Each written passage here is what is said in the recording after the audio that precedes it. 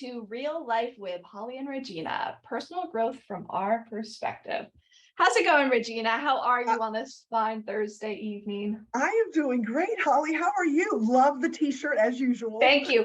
Repping the Canadian Roots. This is the big Canadian brand. And I'm telling you, if you love sweatpants or like a really comfy hoodie, the best you'll ever get is Roots. And they ship to the US too. You got to get one. I'm telling you, you got to get one. I hooked Paul up with Roots when we first started dating, and he's like, these are the best. I think this is the one thing Canada does well. I was like, oh, thanks. It's like that and maple syrup. That's it. We haven't got maple syrup, so it's a good thing. Yeah. Oh, maple syrup. I swear that any food is made better with maple syrup. You can put it on anything. You can put it on anything and it makes it better. I swear. So, Regina, today we were thinking about talking about sales, but not just sales for the sake of sales, but really how it relates to every relationship in our lives, every dynamic, every interpersonal exchange, because that's what sales is all about. And that's what even just our day-to-day lives are all about. That's my biggest takeaway, Holly. I know you're going to get into a couple things, but that for me personally was how much sales is life and life is sales. Yes. And as I was re-looking at all the teachings that Paul's done in my own notebook, I'm like, this is emotional intelligence, duh. Yeah, it's so true. It connects to everything.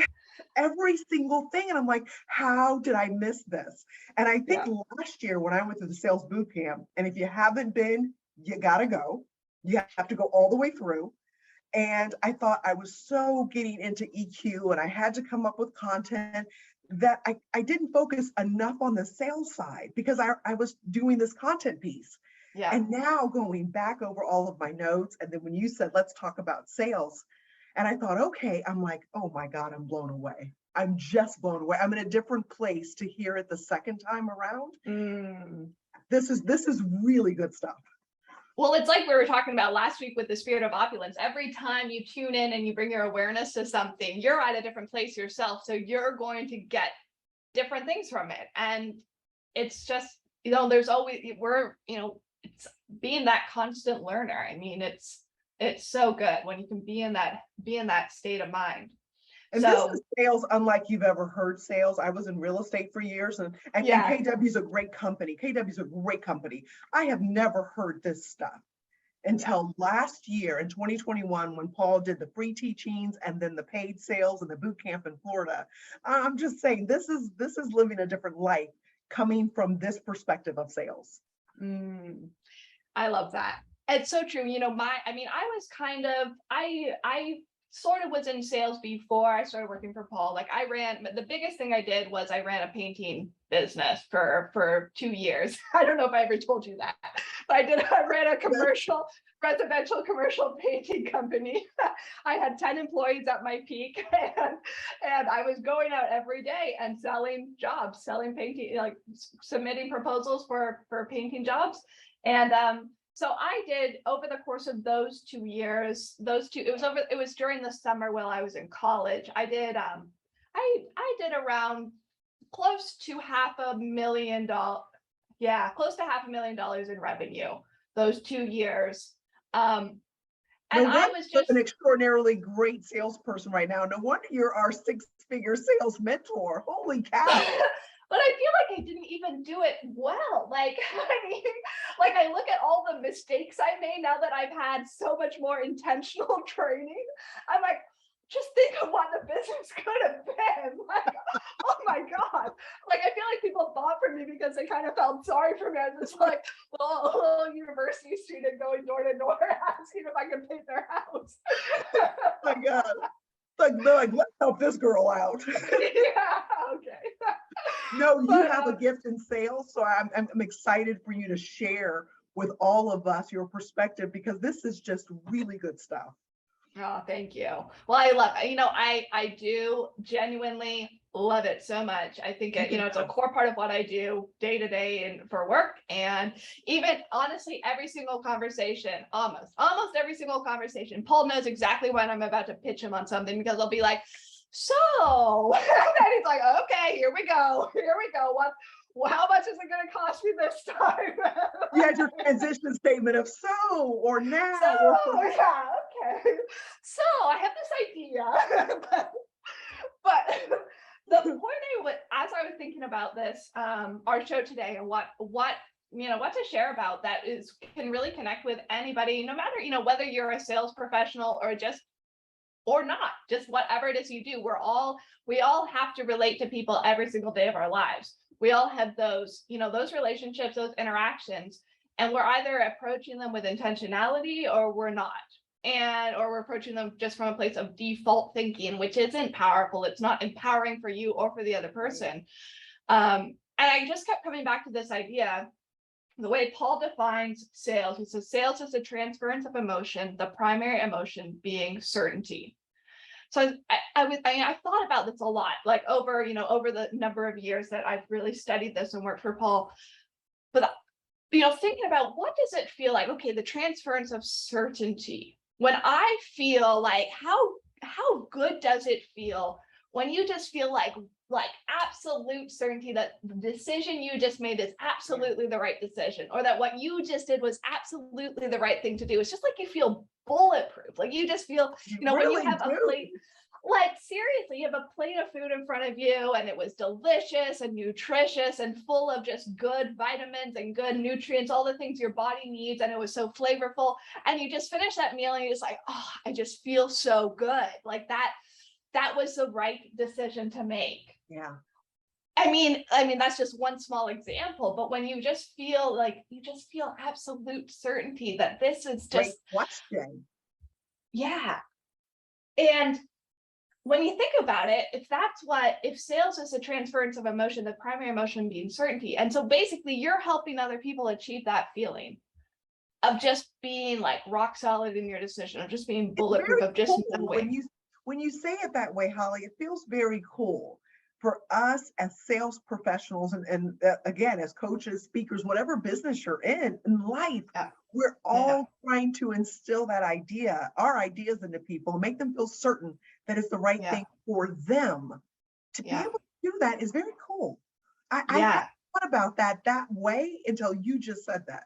It is. It puts a different twist on it. It makes you, because it now shifts, the path that people often go down when they're thinking about sales as well. I'm doing it to them, or I'm doing something to this person. No, you're helping them. You're doing it with them. You're helping them. You're guiding them. We all, we've all had points in our life where we need to be guided by someone else in order to get that feeling of, certainty, that feeling that we're on the right path in life. That's so good. And I think about why Paul and you, Holly, have been able to succeed in your businesses the way that you have is because when you talk to us about joining, whether it's the Troword teaching, whether it's the sales boot camp, there's a level of certainty that Paul, some of the other sales faculty exude that makes me feel like you're not doing it to me, you're doing it for me. And now that I go back to my notes a second time, I'm like, this was one of the best decisions ever to be a part of sales boot camp, because it transcends sales, and you transfer that certainty into me that this was the right thing, not for you, not for Paul, for me. That is so cool. And for us to take that and utilize that in our own lives, whether it's in our business or our personal lives, that's just huge. That's huge. It is huge. I mean, you think about it, like literally every relationship in your life, this comes into play. Like I think about when I interact with my kids. Emerson is one of the most stubborn people on this planet, but when it comes to food, he is not a meat guy. He does not like meat. And so he will sit there with his plate of dinner in front of him and little pieces of chicken or little pieces of beef cut up on the plate. He eats everything else, and then he'll just sit there and he'll chew on a piece of chicken for, it feels like 15 minutes or like 30 minutes. He'll just chew and then he adds more to it without swallowing. So now he's got this cheeks full of food. I'm like, okay, so I'm trying to influence him. I'm trying to help him feel, certain that the right decision is to swallow his meat. I'm like, buddy, you need some protein. It's really important. And sometimes you use different, there's the whole Right. bribery approach This here. is It's like, okay, Emerson, this is for you. this is for you, buddy. This is what you need. And if you do eat it, then you can have this little dessert. But that's, I know I'm helping to build that certainty in him. It doesn't always work. I'm telling you, he's got a mind of his own. But every interaction, whether it's your kids, your spouse, your friends, your boss, your coworkers, Everyone. everything. And then I go back even to the beginning of the conversation, which starts within us, having a commitment objective. And I thought, don't I walk into almost every conversation with some sort of commitment objective? That isn't about sales. That's about life. There's something that I'm looking for in my conversation that we can move to the next step. What's the goal? What am I looking for as the outcome of this conversation? And I'm like, all of life is trying to get a commitment objective met. Exactly. You know what I love about what Paul teaches in the sales training and the boot camp is how, in a typical sales process, you're going to have anywhere from 6 to 12 different commitment objectives. So just if you're not sure what we mean by commitment objective, basically, like, let's say you're in real estate, for example, Regina, and which you have been, but when you first connect with a prospect, the first commitment objective isn't to sign a deal on a house. Right. You're maybe trying to get them to agree to meet with you or to have a phone call or to. That's exactly right. That's the goal. It's not, and so when you overshoot the commitment objective or you ambush the sale, what Paul says, then you lose rapport. You lose that trust, that certainty that you can otherwise start to build with the person. And it's a relief, Holly, I back up to what you said a minute ago, when there are different commitment objectives. It's not always a closed sale. When Paul said that for one of the first times I heard it, I thought, whew, that's a relief. I don't have to close somebody in the first phone call, the first email, the first interaction. There's all these commitment objectives along the way. So it was a relief to me, this idea of having a commitment objective. It just takes it kind of takes a pressure off, this undue pressure that you would place on yourself. But what's cool is, so you're identifying what the goal is, what the commitment objective is for that particular conversation, and then you're working the conversation, you're working the interaction towards that end goal. But like you said, Regina, that's how it is for anything in life. It's not, I talked to Paul about buying gym equipment, let's say. And, we're weighing the pros and cons. We're talking about what we would like, what we don't want. And it's like, okay, I have an idea in my mind of what it is that I want, what I think is going to be, think is going to be good. And so, from my perspective, I'm guiding the conversation towards that. And now he has an idea of what he thinks as well. He's guiding the conversation towards that. And eventually we find a place where we can meet in the middle. But that's every interaction. Every conversation. I remember a few weeks back, I wasn't feeling that great on a weekend. And Roger and I had a plan a few days prior. Hey, let's go see Top Gun. We haven't seen it. Everybody's talking about it. And the day arrived and I was like, I'm feeling sort of so-so. He's like, we got to see this movie while it's still in the theaters. He was so certain it was the right thing to do, even though I didn't feel 100%. And his certainty made me certain. Exactly. So I was like, sure, I can get dressed and put on, a top and some jeans, and off we went. And it was the absolute right decision, because we wanted to make sure we still saw it while it was in the theaters, and it was better than the original, if that's even possible. So his level of certainty transferred to me when I was sort of on the fence. Do I want to get dressed and go to a movie? I'm not feeling great. He's like, this is the movie. We got to see this movie. You'll feel better when you get there. And I was like, okay. And his level of certainty transferred to me. Yeah. And I was it's like, this is every conversation. Every conversation. I mean, I think about, there's been times where, I feel like we've all done this with ourselves, where we talk ourselves out of like working out on a given day. And it's just like, I don't have the energy. I kind of have a headache. I just feel, And how many times, too many to count, has Paul or someone in my life, recently Paul, come in and said, okay, Holly, let's, you know that you're going to feel so much better when you do this. You know that you're going to, it's going to help you feel better, but, and then you're just going to feel the, there's a physical side, but also just the mental and emotional experience of having achieved something, having achieved that. The And best it's feeling. like, you can do it. You have what it takes to do it. And it's like, okay, yeah. He was selling me on the idea of doing what I knew I needed to do, but didn't want to do. It's like, it's every conversation practically. We all have lots of examples, even from, the last few days, or think about the last week that you've been in conversation with other people. This plays out every single day in some fashion in our lives. So sales is emotional.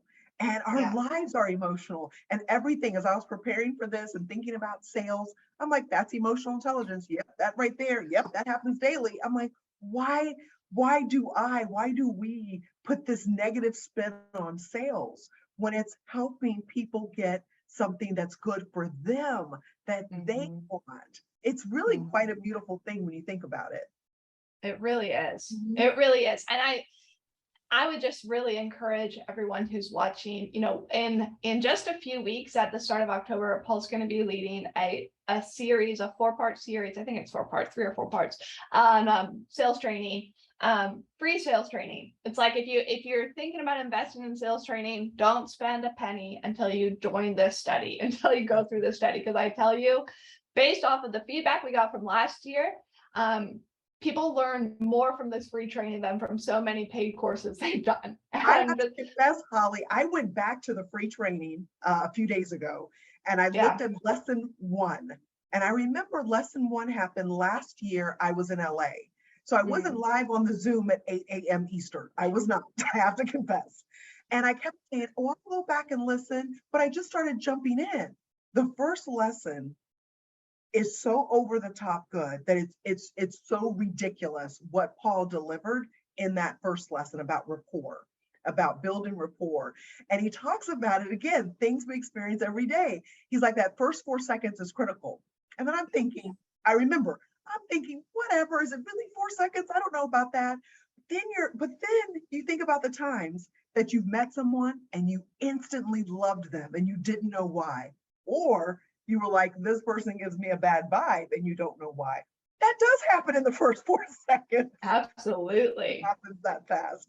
And I just thought he speaks about this in a way, it makes it practical for all of life. That's what's blowing me away about this conversation we're having and about the sales training. It's all of life. It is all life. And the thing is, it's not about being manipulative or making people like you, even if they shouldn't.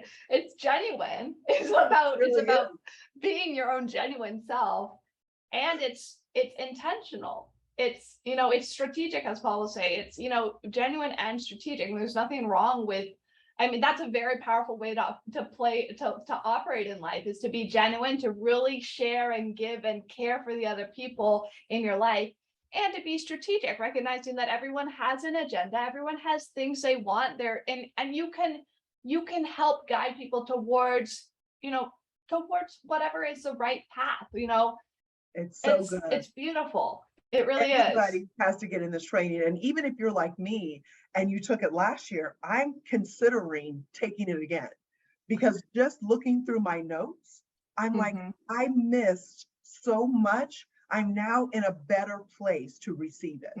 And if this training is offered a year or 2 from now, I'm going to be in even a better place to receive it, and to go into the boot camp, the actual 2-day boot camp, feeling more prepared than I did last time.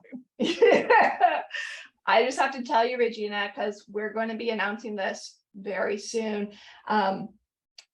For anyone who was last year, there's going to be a special deal to re-audit the whole training, like fraction of the price. So just another reason, if you do get in this year and we go to do it again next year, music to my ears. Music to my ears. Because I'm thinking almost, how can I not get into it? How can I not? And like you said, Holly, don't miss, these are my notes from the first lesson, the second time through, and I've got the backside as well. And I was even thinking about how this applies in real life. Paul talks about parent child, like you were talking about with Emerson, doctor, Yeah. patient, lawyer, client. And I've met with all these people, right? We meet with Yeah. our lawyers, we meet with our doctors. We want them to lead us and guide us. And Absolutely. whenever we're the authority, not power over, but when we're the authority, when I'm the authority in a certain area, shouldn't I take that originator role, that leadership role? You know, Mhm. leadership is influence, nothing more, nothing less. So wouldn't Mhm. that be the natural step for me to take in my conversations with other people? Mhm. I'm going to have to go through sales boot camp again. Good. I'll be there with you, Regina. And then I could go into the actual boot camp better prepared. I have to say, the boot camp was actually a lot of fun. And the Yeah. greatest learning in that triad, when you got to go with two other partners, I was partners with Montez Jones Oh and yeah. David McGlennon. Oh, that's perfect. And That's great. they would never let me forget. Even the other day, David's texting me because when I was practicing in boot camp, I couldn't get the upswing on this is Regina with Empowered Yeah. Women. And I was struggling with my own name. And these two have never let me forget it. I said, oh my gosh, I've been saying my name for 47 years. Now I've got a problem. And so they tease me to this day in text messages about this. I'm like, these two So guys. funny. So the Yeah. triad and being in the room, we talked about being Yeah. in the room. Yeah. This is a room to be in. And then I'm Mhm. not even trying to sell sales boot camp. I don't Yeah. that. But this is me saying, I know, and I have 100% certainty that this is Yeah. where most, if not all of us belong in this Yeah. room, because the learning Yeah. just doesn't stop. And I'm looking at it from an EQ standpoint. Oh, I should talk Yeah. about this. I should talk about this. I love it. It's so good. It's just transferable to every area of life, everything you do. And Holly, if It's you could tell us in a quick minute, how did you step into being a sales pro? Like when Paul said that at the Build Your Empowered Business event, the day before Yeah. Turning Point 2019, he brings you up and says, Holly's a sales killer. I'm like, this girl's a sales killer. Happened. He's like, don't let the sweet face fool you. Oh gosh. You know, in a way, I feel like I was just kind of thrown into it. I was just, well, pushed into it by Paul, just like, just go for it. But here's an example where it's like his belief in me, I was really able to grab hold of that, to really borrow that, because I didn't really see myself that way. I was still sort of in the framework of, well, I'm still a C. I'm this, cautious, calculating, analytical person who's very organized. So I didn't really see myself as this outgoing and influential person.